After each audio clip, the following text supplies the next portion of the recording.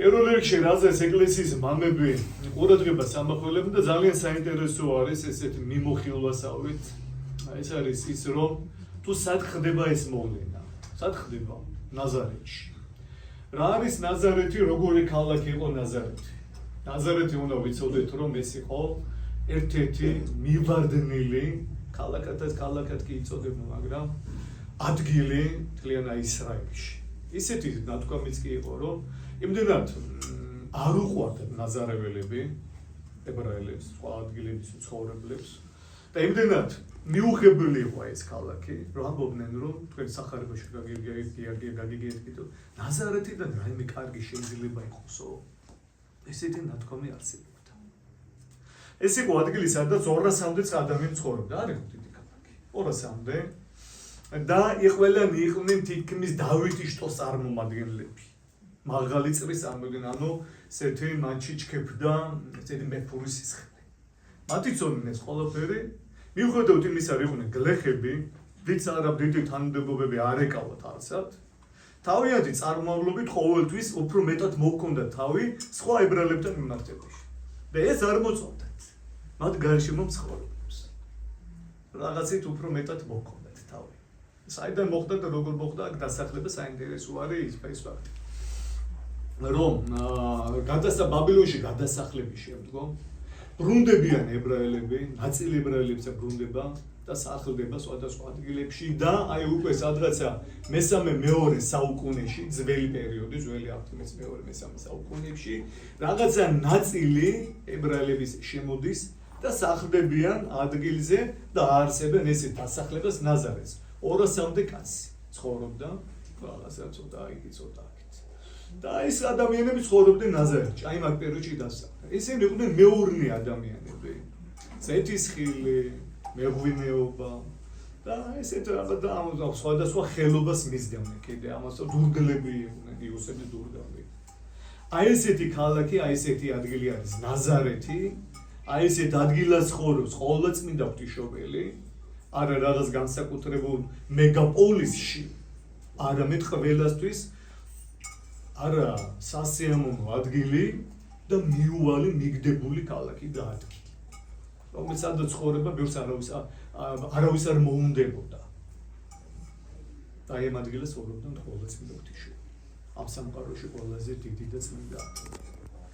და შემდგომ უკვე აი ამ ქალაქის ესე რომ ვთქვათ, სახელიც ეწოდა ნაზარეველი ეწოდა მაცხოვარს.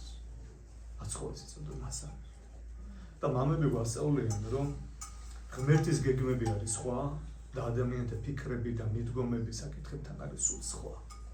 უფალმა განიგულა, რომ ესეთ ადგილას ეწყურა ყოვლადწმინდა ღვთისმშობელს და მერე კიდე განიგულა ის, რომ აი ესეთი სახელი წოდებულიყო მასზე, ნაზარეველი წოდებულიყო.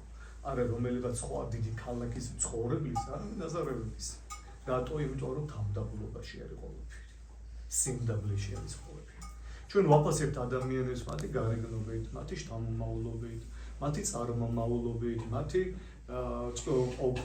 ქონებით, ცხოვრებით, მათი პოლიტიკური მდგომარეობით, რაღაცა უფრო რამდენად დაწინაურებული არის, რამდენადაც ადამიანი დაწინაურებული არის, მეტად შეიძლება ჩვენში რაღაცა დაფასება ხდება ადამიანებისა და მოწიწება არის.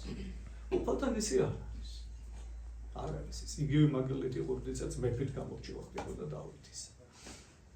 როდესაც მივა წინასწარმეტყველი იესესა ნეთქვისო გამოიყვანიო შენი შვილებიო, ერთ-ერთი მათგანი უნდა მეფედ ორქურთხოდა, ერთმანეთზე ომშვენი ისე ვაჟკაცები გამოდიოდნენ. გამოყავდა და გამოყავდა და პირველი ვაჟკაცი რო გამოიყვანა შვილო რო გამოვიესე, მიფიქრე ლამაზი ახლა და აიოს სამეფო კაცი. იფიქრა წინასწარმეტყველი განმზადა რომ უნდა ეცხობი რომ უფალმუნდა რა ეგ არ არის. მე იმაზე მშვენიერი გამოვიდა ახლა არც ეგ არ არის.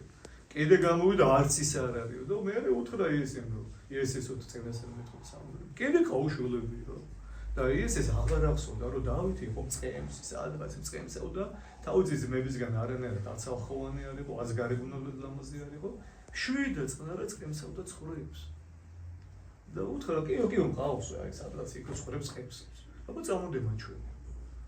ეს მე და მანამდე უფალმა უთხრა სამოდის გულში უთხრა რა რომ თქვენ ადამიანის პირსახეს უყურებთ, მე უგულს.